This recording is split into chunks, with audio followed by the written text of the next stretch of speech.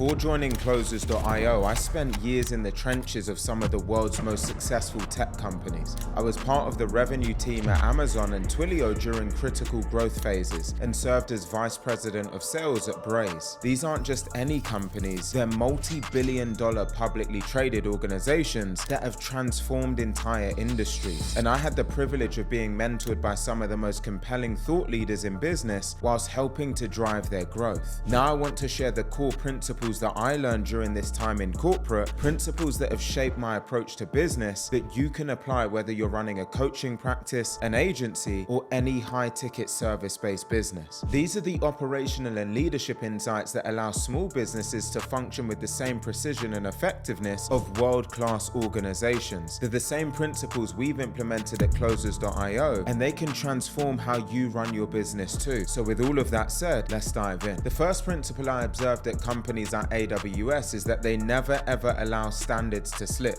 regardless of scale. These organizations have thousands of employees spread across the globe, yet they maintain remarkable consistency in how they operate.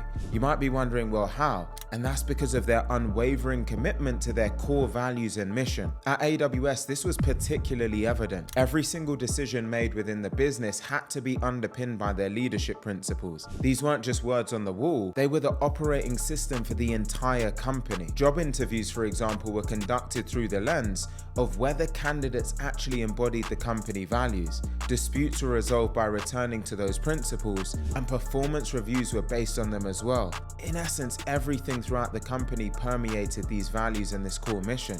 Now you might be wondering, well, why is this so critical? And the reality is because at scale, if you allow your standards to start to slip, even slightly, it can put your entire operation at risk and things can quickly start to spiral out of control. It's like a ship on water, a small leak can eventually sink the entire vessel. Now for your coaching business or agency, this means defining your core values clearly, then being relentless about upholding them, especially as you grow. This applies to who you hire and partner with, how you deliver your services, what clients you take on, how you communicate, and what quality of work you accept. The companies that scale successfully run like watertight ships where everyone truly embodies the core values. It's the only way to ensure that your entire team rows in the same direction without constant problems and challenges. As the leader, you set the tone.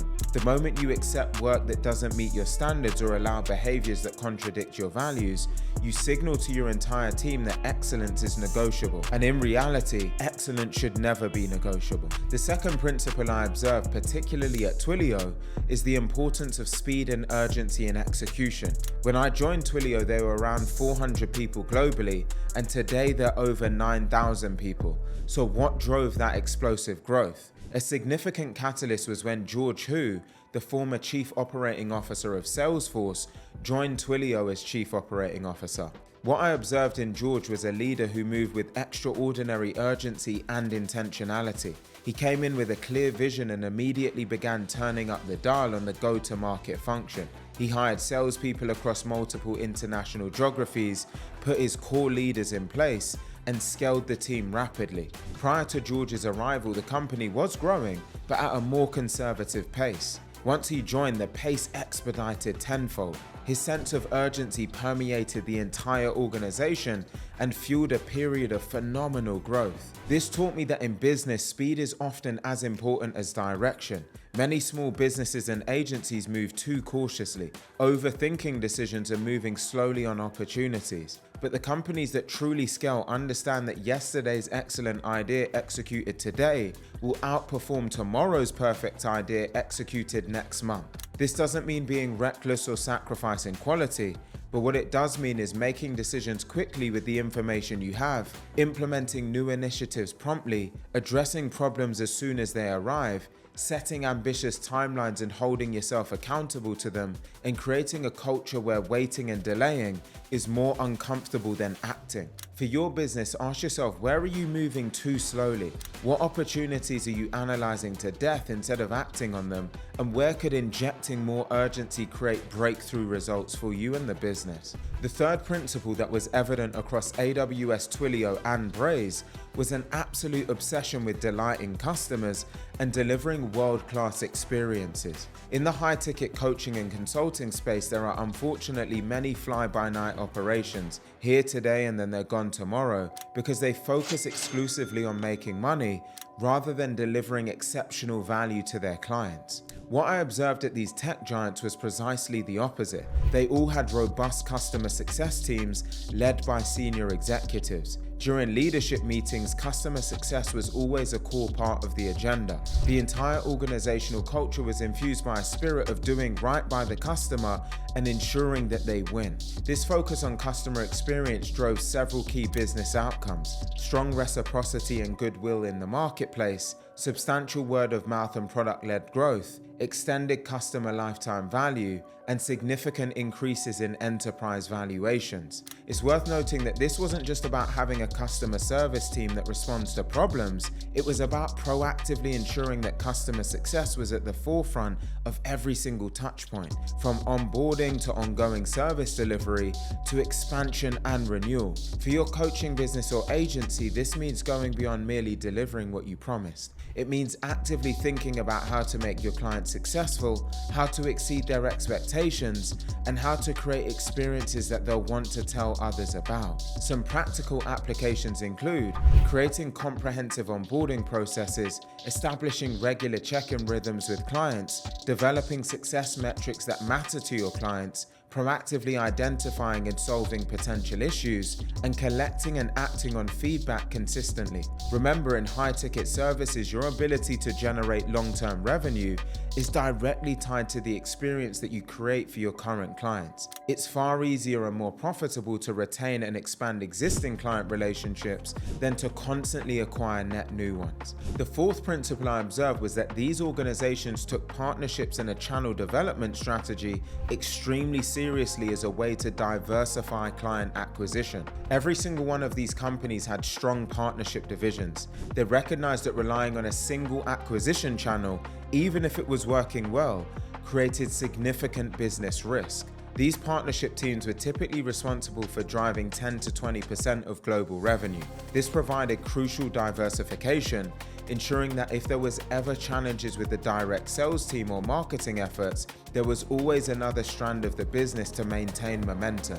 For your coaching business or agency, this principle translates to developing multiple reliable ways to acquire clients rather than depending on a single channel. Too many service-based businesses become overly reliant on just one referral partner, a single marketing tactic like Meta ads or LinkedIn outreach, the founder's personal network, one large client that feeds smaller clients.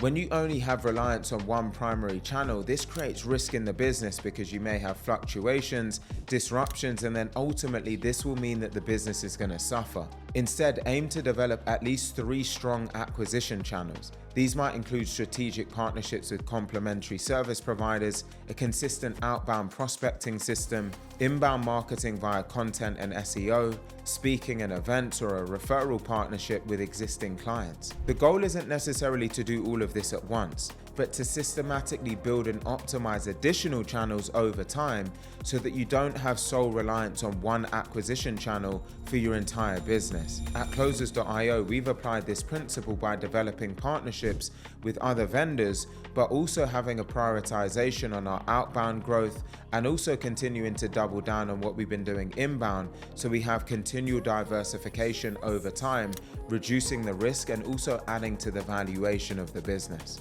The fifth principle I witnessed across these organizations was the critical importance of data integrity and data-driven decision making. These companies invested heavily in CRMs, data scientists, and rigorous processes to ensure data quality. Why? Because they understood that as the organization scales, decisions become increasingly more important and consequential, especially once a company goes public and it's now accountable to the public market. Having reliable data enabled them to make impactful decisions that underpin sustainable growth. It removed the guesswork and emotion from strategic choices, replacing them with clarity and objectivity. For your coaching business or agency, this means moving beyond gut feeling and anecdotal evidence to establish systems that capture and analyze key metrics across your entire operation. This is where having the right technology infrastructure becomes crucial. For coaching businesses and agency looking to scale, I consistently recommend using Go High Level, a complete sales and marketing CRM that gives you the data foundation that you need to make smarter and more informed decisions. If you want to check it out, there's a link I've left in the description box below for a completely free trial. It's the platform that many of our most successful clients use to bring enterprise-grade data capabilities to their scaling efforts. Now, the specific metrics that you track will depend on your business model, but they should typically include your marketing metrics such as lead sources, conversion rates in your CAC, your sales performance, which is your call show rates, your close rates and deal sizes, delivery metrics such as client satisfaction and retention along with your expansion metrics, and then also financial indicators such as your profit margin, your cash flow, and your lifetime value per client. With this data in hand, it allows you to identify trends and spot problems before they become critical, while supporting your need to make more strategic decisions. Remember that data helps you to understand which actions are most likely to produce the outcomes that you want, even if you can't guarantee success in every single instance. And so you ultimately want to be a data-driven decision from day one to enable you to scale responsibly and predictably. The sixth principle I observed was how these organizations approach geographical expansion with intentionality and strategy. Each company had clearly defined their ideal customer profile and understood that to truly maximize their total addressable market, they needed to expand beyond their home territory. This approach was consistent. They would identify a promising region, hire an in-region leader with local market knowledge, and then give that leader significant autonomy to build out a team within that territory. During my time as Area Vice President of Sales at Braze, I was responsible for a team covering Europe, Middle East, and Africa. The expansion plan focused on establishing local representation in key markets, then growing our presence with on-the-ground teams who understood the nuances of their regions. For your coaching business or agency, this might not necessarily mean opening international offices immediately, but it does mean thinking strategically about where your ideal clients are geographically concentrated, whether there are untapped markets that might be receptive to your offer. You can think about how you might need to adapt your approach for different regions and what local partnerships could accelerate your entry into a new market. This expansion mindset is important even if you're still early in your growth journey. By thinking about how your service can transcend geographical limitations, you can naturally build more scalable systems and avoid creating inadvertent barriers to growth. For many coaching businesses and agencies, the first step in geographical expansion is simply shifting from a local to a national focus, or from a national focus to international delivery via virtual services. Later stages might involve establishing actual teams in different regions, or you could potentially start with having people who speak different languages within your current region as a starting point. The key insight is that truly scalable businesses don't limit their thinking only to their immediate surroundings. They build with broader markets in mind from the beginning.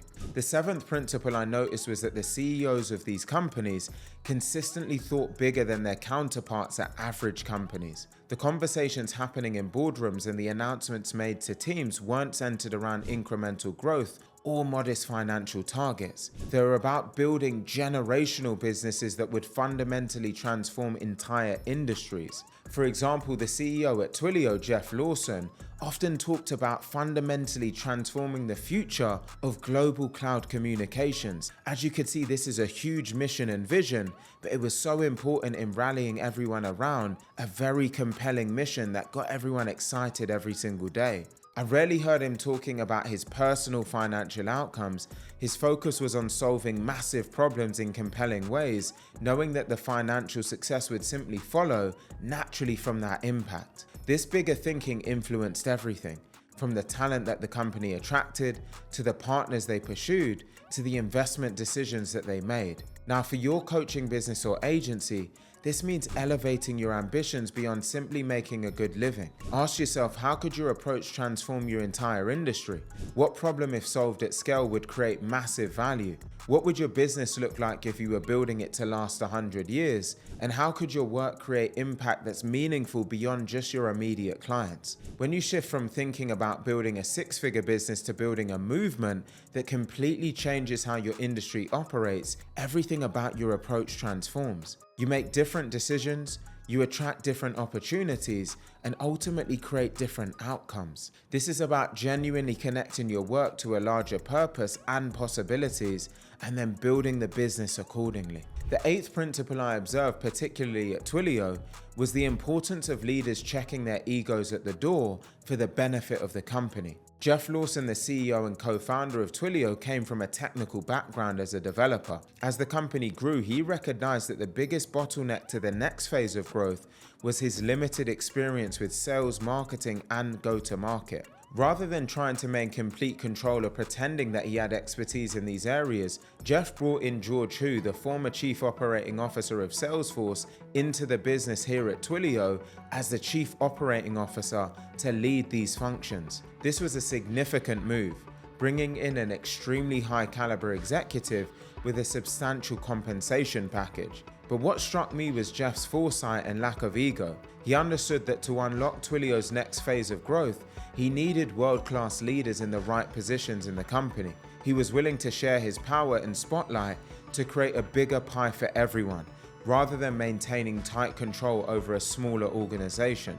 For your coaching business or agency, this means honestly assessing your own strengths and weaknesses and being willing to bring in people who are better than you in certain areas. It's also thinking about how can you delegate not just tasks, but authority and decision making to prioritize company growth over just your personal control, while creating space for other leaders to shine and to operate within their realm of greatness. This can be particularly challenging for founders of coaching businesses and agencies who often build their companies around their personal expertise and relationships, but the businesses that scale successfully are those whose founders evolve from just being a chief doer to a chief architect. This means that you're able to orchestrate talent rather than trying to be the talent in every single area. So ask yourself, where is your ego or need for control limiting your company's growth? And what functions could benefit from dedicated leadership that's stronger than you in that particular area? The ninth principle I observed across these organizations was their commitment to documenting everything through standard operating procedures, policies, and clearly defined processes. These businesses had detailed documentation for virtually every aspect of their organizations, from internal onboarding to performance expectations to also customer acquisition and service delivery. This documentation serves several critical purposes. First, it ensured consistency at scale. When new employees joined the organization, they were onboarded in a repeatable manner, creating predictable performance on the other end. Second, it preserved institutional knowledge. Rather than critical information living only in certain employees' minds, it was captured in accessible formats that anyone could reference. Third, it enabled continuous improvement. With processes that are clearly documented, teams could identify inefficiencies and implement enhancements systematically. For your coaching business or agency, this means developing comprehensive documentation for all key activities, such as your sales processes and scripts, client onboarding procedures, service delivery methodologies, team member training materials, internal communication protocols, and performance expectations and KPIs. This documentation shouldn't just be created once then forgotten. It should be living, breathing, and regularly updated material that evolves as your business grows and improves. The payoff here comes when you're ready to scale. With proper documentation, you can bring on new team members and get them up to speed quickly whilst maintaining quality as you grow. You can also ensure that the business doesn't go on to break at the seams while you're trying to expand. Remember, what got you to 100K won't necessarily get you to $1 million, and what got you to $1 million won't necessarily get you to $10 million. But with proper documentation, you can evolve your processes intentionally rather than having to be reactive in your approach. The 10th principle I observed was how these organizations all found ways to break into the enterprise market with high value offerings. During my time at Twilio, I closed some of the company's largest deals at the time. My largest was an $8.5 million contract with one of the world's largest food delivery companies. I also closed a $3.2 million deal with a major energy company, along with several other multi-million-dollar contracts. Deals in the multi-6 and 7-figure range weren't uncommon because these companies had dedicated enterprise teams. These teams consisted of experienced sales professionals with high levels of market sophistication who could drive true transformation within customer organizations. organizations. Now, for your coaching business or agency, this translates to having at least one premium high-ticket offer designed for clients who want greater depth, more service, and more of your time.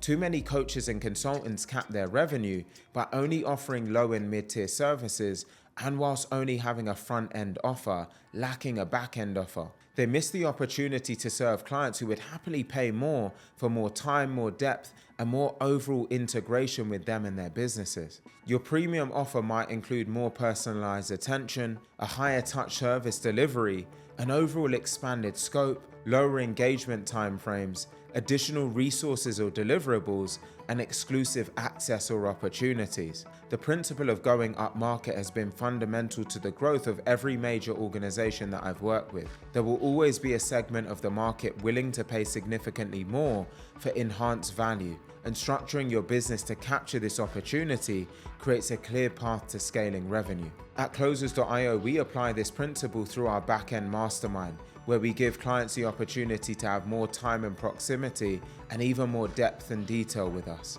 This type of engagement not only increases our average contract value, but it also attracts more clients who want to become true long-term partners while supporting our growth. For your business, ask yourself, what would a truly premium version of your service look like?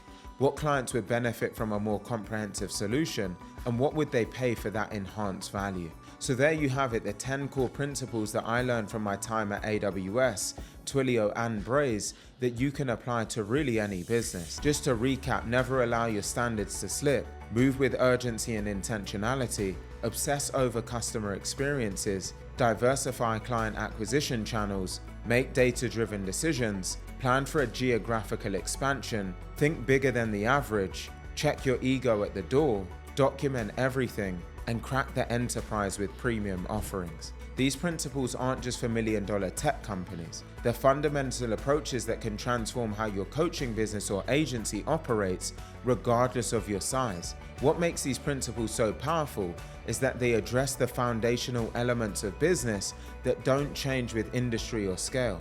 Whether you're selling software or coaching services, whether you have 5 employees or 5,000, these principles can create the operational excellence that enables sustainable growth. If you found this video helpful, be sure to hit the subscribe button for more insights on scaling your coaching or agency business. I'm Alleyne, Chief Revenue Officer at Closers.io, and I look forward to seeing you in the next one. Now, just before you go, please do also drop a comment and let me know which principle has resonated the most, because I love hearing about your growth journeys and aspirations. So please do take a moment to let me know in the comment section below.